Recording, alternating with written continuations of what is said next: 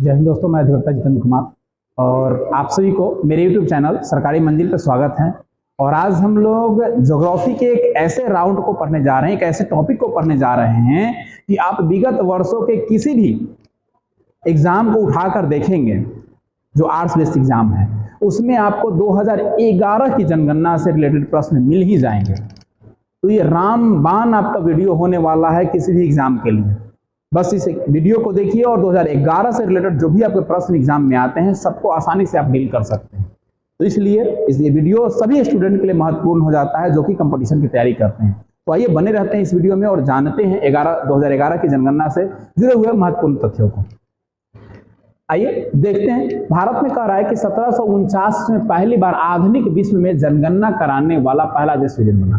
यानी अगर देखा जाए तो 1749 में विश्व में जो पहली बार देश किसी ने जनगणना करवाई तो उसका नाम क्या था? स्वीडन। और विश्व में पहली जनगणना करवाने वाला बना। और कब जनगणना हुई? तो वो हुई आपकी जनगणना 1749 में। जनगणना का अर्थ होता है लोगों की गणना करना। जन मतलब लोग और लोग की गणना करना, कितने लोग हैं, कितने बच्चे हैं, कितने बुजुर्ग हैं, कितने यंग हैं, क्या हैं, तमाम चीजों की जानकारियां निकालना जनगणना कहलाती है। अगला कह रहा है 1790 के दशकीय जनगणना। 1790 में एक दशकीय मतलब होता है 10 वर्ष। दशकीय जनगणना की शुरुआत किस देश में हुई? तो ये अमेरिका देश। अमेरिका में दशकीय जनगणना यानी 10 वर्षों पर जनगणना करने की पद्धति। अपने यहाँ भी वही है, दशकीय पद्धति ही है, 10 वर्षों पे ही हमारे यहाँ जनगणना होती है। तो दशकीय जनगणना शुरू करने वाला देश कौन है? अमेरिका। बहुत ही महत्वपूर्ण। अगर पूछेगा कि विश्व में सबसे पहले जनगणना किसने शुरू की तो आपकी हो जाएगी स्वीडन। कभी 1749। और अमेरिका की बात कहेगा तो 1790 की। अब आते हैं भारत में। भारत में कह रहा है कि 1872 ईस्वी में भारत की जनगणना की शुरुआत किसके कार्यकाल में की गई? तो उसमें लॉर्ड मेयो थे। जनगणना का जन्मदाता कहा जाता है लॉर्ड मेयो को। किसको कहा जाता है? लॉर्ड मेयो को भारत में जनगणना का जन्मदाता कहा जाता है, जिसने सबसे पहले जनगणना करने का काम किया था लॉर्ड ने। लेकिन नियमित रूप से रेगुलर वाइज नियमितः शुरुआत करने का काम किसने किया? तो ये 1881 में भारत में शुरू की गई थी और शुरुआत करने वाले व्यक्ति थे लॉर्ड रिपन। अगर नियमित जनगणना की बात जैसे ही करेगा तो लॉर्ड रिपन आ जाएंगे। अगर जनगणना शुरुआत करने की बात कहेगा तो आपके लॉर्ड मेयो आ जाएंगे। अगर लॉर्ड मेयो की बात आएगी कब जनगणना शुरू की तो 1872 में। नियमित जनगणना की बात जब आ जाएगी तो आपका 1881 में। ये दोनों महत्वपूर्ण आपके टॉपिक होते हैं भारत की जनगणना से। आइए देखते हैं। और कराए कि स्वतंत्र भारत में पहली बार जनगणना 1951 ईस्वी में की गई। भारत जब हमारा आजाद हो गया उसके बाद भारत में पहली बार जो जनगणना करवाई गई यानी स्वतंत्र भारत में जो जनगणना करवाई गई वो आपकी करवाई गई 1951 ईस्वी में। उस समय कह रहा है कि जनगणना आयुक्त कौन थे? तो R.A. गोपाला स्वामी थे। गोपाला स्वामी R.A. गोपाला स्वामी थे जो कि 1951 में चुनाव आयुक्त थे। उन्हें कह सकते हैं चुनाव आयुक्त, जो कि 1951 के चुनाव आयुक्त थे। अब कह रहा है कि जनगणना संगठन केंद्रीय गृह मंत्रालय के अधीन कार्यरत है। यानी जो जनगणना करने का काम जो है वो किसके अंदर है? तो गृह मंत्रालय के अंदर है। यानी जो देश के गृह मंत्री रहेंगे उनके अंदर रहेंगे, जिसका उच्च अधिकारी जनगणना आयुक्त होता है। कौन होता है? जनगणना आयुक्त। जैसे कि 51 के जनगणना आयुक्त कौन थे? आपके R.K. गोपाला स्वामी थे। अब कह रहा है 2011 में भारत में जो जनगणना की गई वो कैवीं जनगणना थी? तो 15वीं जनगणना थी। याद रखिएगा, ये भी महत्वपूर्ण प्रश्न है कि भारत में 2011 में जो जनगणना की गई, 2011 21 से भी इंपॉर्टेंट 11 वाला है, ठीक है। तो जितने आंकड़े आपके 11 में दिए गए उतने आंकड़े आपके 21 में नहीं है। फिर 31 में क्या होगा भगवान जाने। तो 15वीं जनगणना हुआ। स्वतंत्र भारत की 7वीं जनगणना मानी गई। अगर भारत आजाद हुआ, आजाद के बाद की जनगणना मानी जाएगी तो कैवीं जनगणना मानी जाएगी? 7वीं जनगणना। लेकिन जब से जनगणना नियमित शुरू हुई थी उस समय से कैवीं हो गई? 15वीं हो गई। यानी शुरुआती से अगर जोड़ेंगे तो 15वीं और आजादी के बाद जोड़ेंगे तो 7वीं। ये दोनों बात को ध्यान रखना है। अब देखिए कह रहा है कि 2011 के जनगणना का शुभांकर मतलब शुरुआत करने वाले कौन थे? तो प्रगणक शिक्षिका। एक महिला का चित्र बनाया गया था। ये महिला जो आपको दिख रही हैं ये प्रगणक शिक्षिका हैं और ये उसके शुभांकर थे। यानी शुरुआत में कोई चीज का हम लोग मानते हैं ना कि यही हमारा शुरुआत है। जैसे आप लोग देखे होंगे मेरा लोगो है ना, हर एक वीडियो पे एक लोगो लगा हुआ है कॉर्नर में ना, इस तरह का मेरा वाटरमार्क है वो। तो मेरा क्या है? वो चैनल का एक लोगो है। वैसे ही 2011 की जो जनगणना शुरू हुई थी उसके शुभांकर क्या थी? शिक्षिका। और आदर्श वाक्य क्या थे? स्टेटमेंट क्या थे? तो हमारी जनगणना हमारा भविष्य, हमारी जनगणना और हमारा भविष्य था, और उसके शुभांकर थे प्रगणक शिक्षिका। ये दोनों को याद रखना है, 2011 का शुभांकर और 2011 का आदर्श वाक्य। 2011 की जनगणना के समय कह रहा है कि आयुक्त कौन थे, डॉक्टर सी चंद्रमौली थे। याद रखिएगा 2011 के जनगणना के समय कौन थे, तो चंद्रमौली थे। आगे आपको प्रश्न मिलेंगे इसमें से कुछ 2011 की जनगणना के, 2021 की जनगणना से रिलेटेड हम आपको प्रश्न करवाएंगे। अगला कह रहा है 2021 के जनगणना जो हुआ 16वीं जनगणना हुई। अगर देखा है तो नियमतः जनगणना में 16वीं हो गई, लेकिन आज़ादी के बाद कभी जनगणना हो जाएगी, 8वीं हो जाएगी। कभी हो जाएगी 8वीं, क्योंकि 7वीं थी 11 वाला, 21 10 साल बाद हुआ तो 8वीं हो जाएगी। अब कह रहा है कि 16वीं जनगणना के आयुक्त कौन थे, यानी जनगणना आयुक्त कौन थे, तो आपके कौन थे, श्री विवेक जोशी। कौन थे, श्री विवेक जोशी। इसका आदर्श वाक्य क्या था, तो जन भागीदारी का जन कल्याण, यानी जन भागीदारी से ही जन का कल्याण होगा। ये स्लोगन किसका था, आपके 2021 के जनगणना का। 2021 के जनगणना का आपका स्लोगन था जन भागीदारी का जन कल्याण। 2021 के जनगणना में कुल 21 प्रश्न है, जो कि आगे आपको हम क्वेश्चन को करवाएंगे। 2021 के जनगणना, भारत में पहली बार डिजिटल जनगणना हुई। ये महत्वपूर्ण प्रश्न है, बहुत ही महत्वपूर्ण प्रश्न है। भारत में पहली बार डिजिटल जनगणना कब हुई, तो 2021 की जनगणना। ये किसने करवाई, तो कौन, श्री विवेक जोशी। कौन, श्री विवेक जोशी। डिजिटल जनगणना के सूत्रपात कौन थे, तो विवेक जोशी थे।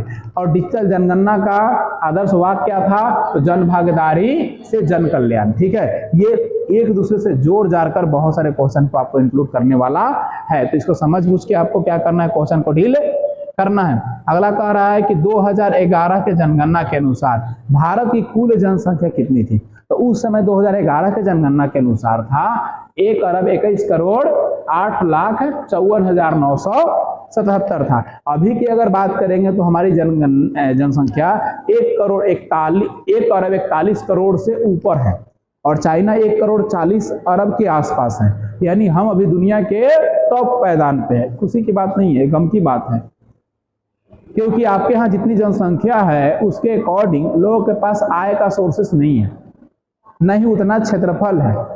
खेत के ऊपर खेत थोड़े बना के अनाज उगाइएगा, घर के ऊपर तो घर बन जाएगा रहने के लिए, अनाजवा थोड़े खेतवा के ऊपर खेतवा, फिर खेतवा के ऊपर खेतवा, है ना। मान ली किसी का 4 औलाद हुआ, ऊपर 4 औलाद हुआ, ऊपर 4 औलाद, तो संख्या बढ़ते जाएगा, बिल्डिंग के ऊपर बिल्डिंग बनता जाएगा। लेकिन खेतवा के ऊपर खेतवा थोड़े बनेगा, तो बंटवारा हो जाएगा और पता चलेगा कि अत्ते खेत बनाएगा क्यारी।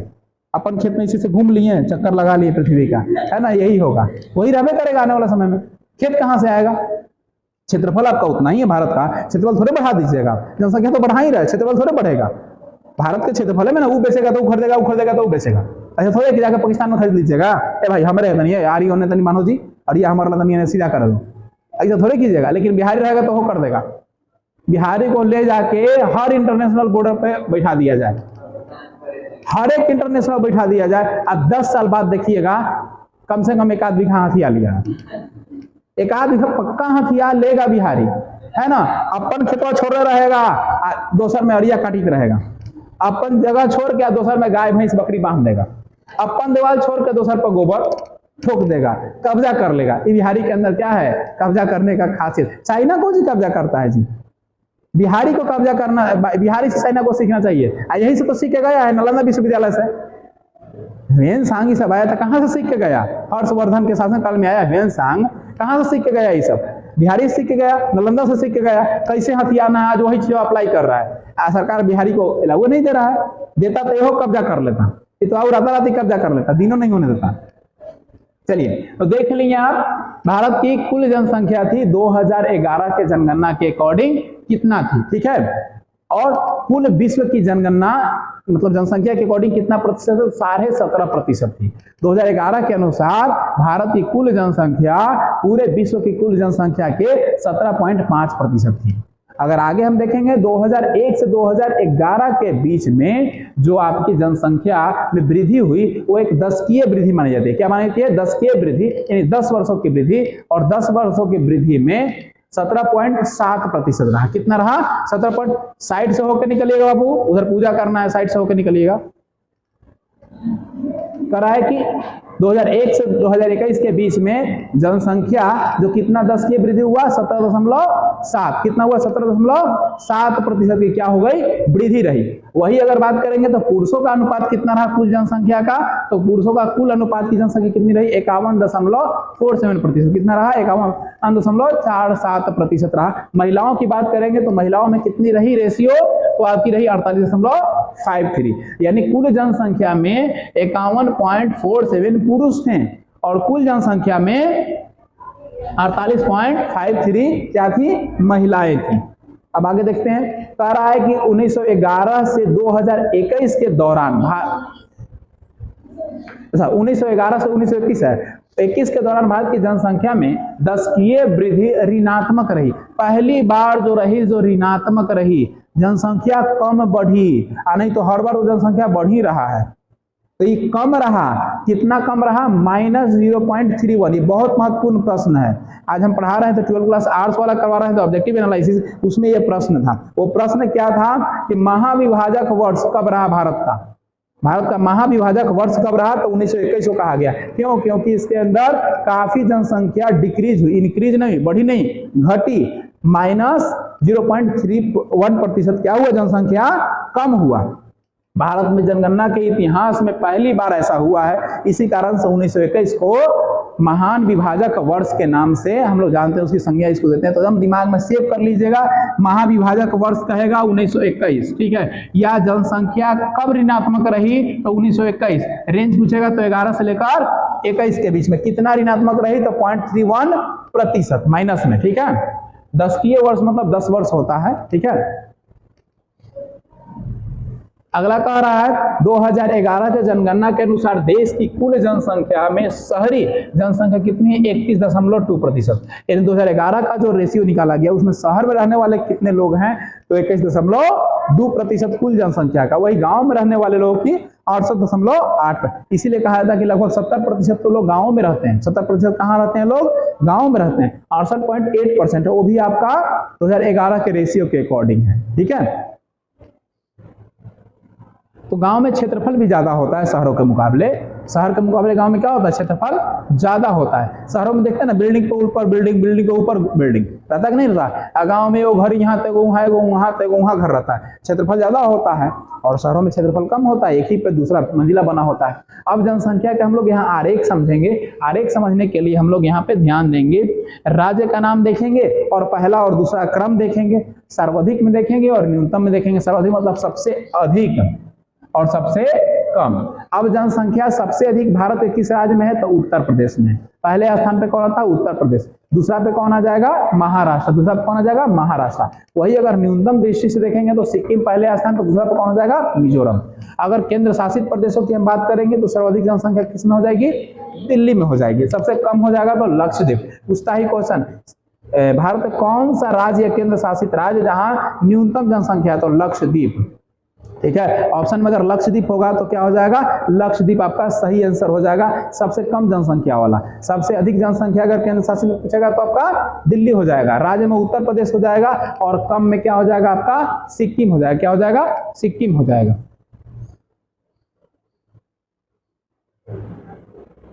अब देखते हैं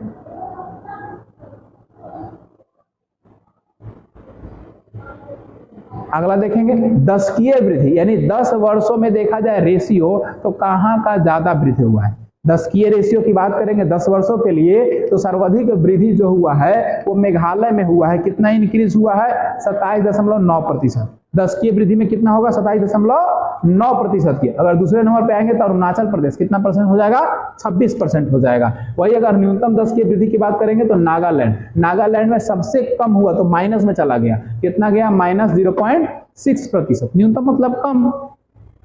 अब देखा जाए केंद्र शासित प्रदेश में तो दादर नागर हवेली में सबसे बेसी बढ़ा। कितना हो गया, 55.9, यानी 10 साल में सीधे दोगुना से भी बेसी लोग बढ़ गए, दोगुना से भी ज्यादा लोग बढ़ गए। अगर आप बात करेंगे न्यूनतम के लिए तो सबसे कम रहा न्यूनतम लक्षद्वीप में 6.3%। ये सब रेशियो है, ये सब घटते बढ़ते रहता है, लेकिन 2011 के जनगणना से ही प्रश्न आपको ज्यादातर आते हैं, इसलिए 2011 की जनगणना पर विशेष फोकस करवाया जा रहा है। अब जनसंख्या घनत्व का तात्पर्य है प्रति वर्ग किलोमीटर में निवासित औसत जनसंख्या। निवासित मतलब वहां रहने वाले लोग, यानी एक वर्ग किलोमीटर में कितने लोग रह रहे हैं, उनकी जनसंख्या कितनी है, वो कहलाता है क्या, जनसंख्या घनत्व कहलाता है। क्या कहलाता है? जनसंख्या घनत्व। 2011 के जनगणना के अनुसार भारत में जनसंख्या घनत्व जो था 382 व्यक्ति प्रति वर्ग मीटर था। एक वर्ग मीटर में कई आदमी रह रहा था? 382। अब ये रेशियो है, ये औसत है, कहीं ज्यादा भी हो सकता था, कहीं कम भी हो सकता था, लेकिन ये क्या निकला है? औसत निकला है, रेशियो निकला है। राज्य सर्वाधिक जनसंख्या किस में रही है? बिहार में। कहाँ रही है? बिहार में सबसे बेसी। अगर जनसंख्या घनत्व के अकॉर्डिंग देखा जाए तो, ठीक है, सर्वाधिक जनसंख्या घनत्व किस में रहा है? बिहार में। दूसरा में कौन है? पश्चिम बंगाल। याद रखिएगा बिहार के अंदर कितना था? 1106 था। ये भी याद रखना है क्योंकि बिहार से क्वेश्चन और बिहार का एग्जाम देना है, आप बिहार से है तो 1106 रहा है। पश्चिम बंगाल में 1028 रहा है। वही अगर न्यूनतम जनसंख्या बात करेंगे तो अरुणाचल प्रदेश मात्र 17 रहा है। सोचिए कितना विरल जनसंख्या यहाँ होगी, एकदम दूर दूर होगा लोग, ठीक है। उससे बड़ा दूसरा नंबर पर कौन हो गया? मिजोरम। केंद्र शासित बात करेंगे तो दिल्ली, यहाँ तो 1106 को है, यहाँ 11,320 हो जा रहा है। सोचिए कितना जनसंख्या है। शहरों कहता हो कि भाई अब मेरे यहाँ मत आओ, अब रहने दो, लेकिन कहाँ चलना है? दिल्ली चलना है, कमाने चलना है, तो पढ़ने चलना है, तो नौकरी करने चलना है, जो करने चलना है, कहाँ चलना है? दिल्ली चलना है। सर्वाधिक जनसंख्या केंद्र शासित में कहाँ है? दिल्ली। एक वर्ग किलोमीटर में कितना है? 11,320, ये भी याद रखिएगा। और सबसे न्यूनतम कहाँ है? तो आपके अंडमान निकोबार द्वीप समूह में। कहाँ? 46 को। कौन जा रहा है? परिबस से।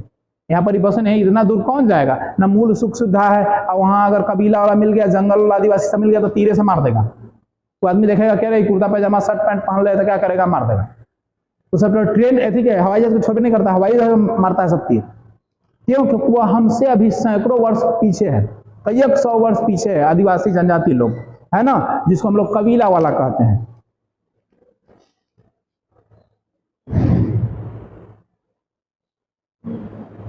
अब देखते हैं लिंग अनुपात। लिंग अनुपात में निकलता है क्या? 1000 पुरुषों के तुलना स्त्रियों की संख्या कितनी है?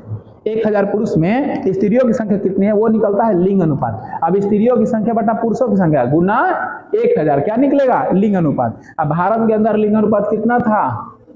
943 था। किस जनगणना के अनुसार? 2011 के जनगणना के अनुसार। अब कह रहा है कि सर्वाधिक लिंग अनुपात कहाँ है? तो केरल में 1000 पुरुष पे 1048 महिला हैं। 1000 पुरुष पे 84 1000 पुरुष पर 1084 महिला, 84 महिला एक्स्ट्रा है। वही दूसरा नंबर पर तमिलनाडु 996। वही अगर कम की बात करेंगे तो हरियाणा में 879, यानी सबसे कम कहाँ है भारत में महिलाओं की संख्या? तो 879 हरियाणा के अंदर है। वही अगर केंद्र शासित प्रदेश की बात करेंगे तो पुदुचेरी हो जाएगी, पांडुचेरी 1037। और कम की बात करेंगे तो दमन और दीव, और यहाँ कम है ना, 68% पर यहाँ रह गया, 618 हुआ है, जो कि आपके लिंग अनुपात है, यानी पुरुष के मुकाबले महिलाओं की संख्या। अब देखा जाएगा 0 से 6 वर्ष तक के बच्चों के अनुपात को देखा जाएगा। जन्म से लेकर 6 वर्ष तक के आयु के प्रति 1000 बालकों की संख्या की तुलना को क्या कहते हैं हम लोग? के तुलना बालिकाओं की संख्या, यानी लड़कियों की संख्या का अनुपात कितना है, उसे कहते हैं शिशु लिंग अनुपात। यानी 0 से लेकर 6 साल तक के बच्चों को कहा गया है शिशु कहा गया है। आप ट्रेन का टिकट कटवाइएगा तो 0 से 6 साल तक के पैसा नहीं लगता है, 6 साल से 12 साल तक के हाफ टिकट लगेगा, 12 साल से फुल टिकट लगेगा। अब कह रहा है कि बालकों की संख्या बट्टा, मतलब बालक या बालिका जो भी लिखिएगा उसकी संख्या बट्टा मतलब गुना में 1000। तो किसका निकलेगा जाके रेशियो? निकलेगा आपका कि आपके राज्य में या आपके देश में कितने लड़का या लड़की है जिनका उम्र 6 से मतलब 1000 पुरुषों पर कितनी लड़कियां होंगी? तो 919। 1000 बालिकाओं के लिए लड़कों की संख्या जो 0 से 6 साल के हैं वो कितना होंगे? 919। अब सबसे बेसी कहाँ है? सर्वाधिक शिशु लिंग अनुपात कहाँ है? अरुणाचल प्रदेश में 972 को है। यानी 1000 लड़कों के लिए, छोटे बालकों के लिए लड़कियों की संख्या कितनी है? 972 को। अब दूसरा में कौन हो जाएगा? मिजोरम। मिजोरम में कई को हो जाएगा? 970 हो जाएगा। न्यूनतम शिशु लिंग अनुपात कितना है? यहाँ पे आपको हरियाणा में है 834 है। पंजाब में कितना है? 848। कितना? 46। 846। हरियाणा में कितना है? 834। न्यूनतम मतलब कम हो जा रहा है, ठीक है। वही केंद्र शासित प्रदेश की बाबात करेंगे तो सर्वाधिक शिशु लिंग अनुपात कहाँ हो जा रहा है आपका? अंडमान निकोबार द्वीप समूह में। केंद्र शासित प्रदेश में कौन हो जाएगा? अंडमान निकोबार द्वीप समूह, जिसमें हो जाएगा 968। क्या हो जाएगा? 968। वही अगर न्यूनतम लिंग अनुपात की बात करेंगे तो कितना हो जाएगा? 871। दिल्ली में हो जाएगा। क्या हो जाएगा? दिल्ली में 871, फिर भी ज्यादा है। अब बात करेंगे हम लोग साक्षरता, पढ़ल लिखल लोग के बारे में। साक्षरता दर तो कह रहा है कि 7 वर्ष और उससे अधिक के जो व्यक्ति होंगे जो किसी भाषा को समझ सकते हैं और किसी भाषा को लिख पढ़ सकते हैं वो साक्षर कहलाएंगे। 7 साल से नीचे वाला इस श्रेणी में नहीं आएगा। 7 साल से ऊपर वाला जो भी लड़का या लड़की होगा जो किसी भी भाषा को, अपना लोकल भाषा का है ना हो, पढ़ पाता है, समझ पाता है और लिख पाता है। जैसे हम लोग सिखाते हैं ना कि पापा बोलो, मामा बोलो, दादा बोलो, दादी बोलो, अगर वो बोलना जान गया है, लिखना जान गया है तो साक्षर की श्रेणी में आएगा। ठीक है, जो नहीं लिखना पढ़ना जानता वो साक्षर की श्रेणी में नहीं आएगा। अब गाँव में बहुत सारे ऐसे लोग होते हैं बोलना जानते हैं लेकिन लिखना नहीं जानते हैं। घर में अपने दादा दादी लोग होंगे, है ना, जो बोलना तो जानते हैं, बहुत अच्छे से बोलना जानते हैं लेकिन लिखना नहीं जानते हैं, लिखा हुआ चीज पढ़ना नहीं जानते हैं, तो वो कैसे हो जाएंगे? निरक्षर हो जाएंगे, वो अनपढ़ की श्रेणी में आएंगे, साक्षर की श्रेणी में नहीं आएंगे। साक्षरों की संख्या प्लस 7 वर्ष आयु वाली जनसंख्या, यानी साक्षर की संख्या जितने लोग पढ़े लिखे हैं उसमें से देखना पड़ेगा 7 वर्ष से ऊपर वाले आयु की संख्या कितनी है, गुना 100। अभी तक गुना कर रहे हैं 1000, अब कितना होगा? गुना 100, तो निकल जाएगा। अपने यहाँ इंडिया में साक्षर लोगों की संख्या कितनी थी? 74.04। इसके आंकड़े के अकॉर्डिंग, 2011 के आंकड़े के अकॉर्डिंग। अब कह रहे हैं राज्य में सर्वाधिक साक्षरता वाला राज्य, सर्वाधिक साक्षरता वाला राज्य में हो जाएगा केरल, 94%। कितना हो जाएगा? केरल में हो जाएगा क्या परसेंट? 94% हो जाएगा। वही अगर मिजोरम की बात करेंगे तो मिजोरम में कितना हो जाएगा? 91.3%। कितना हो जाएगा? 91.3%। वही अगर न्यूनतम साक्षरता की बात करेंगे तो कहाँ हो जाएगा? बिहार। देखा है तो अपने बिहार में क्या है? बहुत कम लोग पढ़े लिखे थे। कितना थे? 61.8% से। वही अरुणाचल प्रदेश की बात करेंगे तो कितना हो जाएगा? 65.4%। यानी साक्षर की संख्या में सबसे बेसी केरल और सबसे कम पढ़ा लिखा कौन? बिहार। याद रखिएगा रेशियो 61.8% और यहाँ 94%। वही अगर केंद्र शासित की बात हम करेंगे अगर, तो सबसे अधिक केंद्र शासित में कौन है आपका? लक्षद्वीप है। 91.8% लोग जो है वो क्या है? साक्षर हैं, पढ़े लिखे लोग हैं। 91.8% जो है क्या है? साक्षर हैं, पढ़े लिखे लोग हैं। वही अगर न्यूनतम साक्षरता की बात करेंगे केंद्र शासित प्रदेश में तो आ जाएगा आपका दादर नागर हवेली। कौन सा हो जाएगा? दादर नागर हवेली, जो कि 76.2%। कितना हो जाएगा? 76.2% हो जाएगा। वही अगर देखा जाए तो ग्रामीण और शहरी जनसंख्या, ग्रामीण और शहरी जनसंख्या के अगर अनुपात की हम बात करेंगे तो कह रहा है सबसे ग्रामीण जनसंख्या कहां पर है? हिमाचल प्रदेश। हिमाचल प्रदेश में गांवों की संख्या क्या है? ज्यादा है। और सर्वाधिक शहरी की बात करेंगे तो गोवा में 62.2% क्या है? शहरे है। गोवा में पहाड़ है, शहरे है। अगर न्यूनतम की बात करेंगे तो ग्रामीण कितना है आपके? न्यूनतम में सबसे कम में है कहाँ? गोवा। शहरी बढ़ेगा तो ग्रामीण घटेगा, जाहिर सी बात है, और ग्रामीण बढ़ेगा तो शहरी घटेगा। और सबसे न्यूनतम शहरी कौन हो जाएगा? 10%, क्योंकि 90% यहाँ गाँव है तो शहर क्या हो जाएगा? कम हो जाएगा। शहर यहाँ बेसी है तो गाँव क्या हो जाएगा? यहाँ बढ़ जाएगा, जाहिर सी बात है। वही केंद्र शासित प्रदेश में बात करेंगे सबसे अधिक शहरी तो 97.5% शहरी एरिया है, जो कि आपका दिल्ली हो जाता है। अगर न्यूनतम की बात करें मतलब कम शहर वाला तो अंडमान निकोबार समूह, जो कि क्या है? गाँव में बेसी है, वहाँ पर कबीला वाला रहता है, लोग घुमंतु भोटिया रहता है, लोग अनुसूचित जनजाति लोग रहते हैं वहाँ पे, 37.7% है। अगला कह रहा है 2011 के जनगणना के अनुसार देश में अनुसूचित जनजाति एससी का कुल संख्या कितना है? 20.14 करोड़ है। यानी कुल एससी समुदाय लोगों की संख्या कितनी है? वो 20.14 करोड़ है। और सबसे ज्यादा एससी जनसंख्या किस राज्य में है? तो उत्तर प्रदेश में। कहाँ है? उत्तर प्रदेश में। और सबसे ज्यादा एससी जनसंख्या प्रतिशत के अकॉर्डिंग देखा जाए तो पंजाब में है। कहाँ है? पंजाब में। अगर परसेंटेज देखा जाए तो क्या हो जाएगा? छोटा भले राज्य है लेकिन उसका रेशियो में वो ज्यादा है तो कहाँ हो जाएगा? पंजाब। लेकिन जनसंख्या जहाँ बेसी है उसके अकॉर्डिंग अगर निकाला जा रहा है तो आपको उत्तर प्रदेश हो जा रहा है। अगर कह रहा है कि 2011 के जनगणना के अनुसार अनुसूचित जनजाति यानी एसटी की कुल जनसंख्या कितनी है? तो 10.43 करोड़ है। 10.43 करोड़ जो है वो एसटी लोग हैं। अब कह रहा है कि भारत में सबसे ज्यादा एसटी लोग किस राज्य में है? तो मध्य प्रदेश में है। कहाँ है? मध्य प्रदेश में। लेकिन अगर देखा जाए जनसंख्या के प्रतिशत के अकॉर्डिंग तो क्या हो जाएगा? लक्षद्वीप हो जाएगा 94.8% लोग। यहां समझिए कि पूर्ण रूप से क्या है? एसटी लोग हैं। अब कुछ प्रश्न है, प्रश्न ही नहीं है मतलब पॉइंट ही है। नागालैंड, अरुणाचल प्रदेश, लक्षद्वीप, अंडमान निकोबार द्वीप समूह में कोई भी अनुसूचित जनजाति निवास नहीं करती है। यानी ऐसे क्षेत्रों में कोई भी अनुसूचित जनजाति यानी एससी लोग निवास नहीं करते हैं। वही अगर पंजाब, हरियाणा, दिल्ली, चंडीगढ़, पांडुचेरी की बात करें तो यहाँ तो कोई भी लोग एसटी निवास नहीं करते हैं। यानी राज्य में एक भी एससी और एसटी नहीं, इसमें एससी नहीं और इसमें एसटी नहीं है। बाकी सभी राज्यों में थोड़ा बहुत कम ज्यादा है ही। अब आ जाते हैं दोनों 2011 और 2021 से जुड़े हुए महत्वपूर्ण जो प्रश्न है वो उसको एनालिसिस कर रहे हैं। तो कह रहा है कि भारत में, इसको रोक दीजिएगा, अलग से कर लेंगे।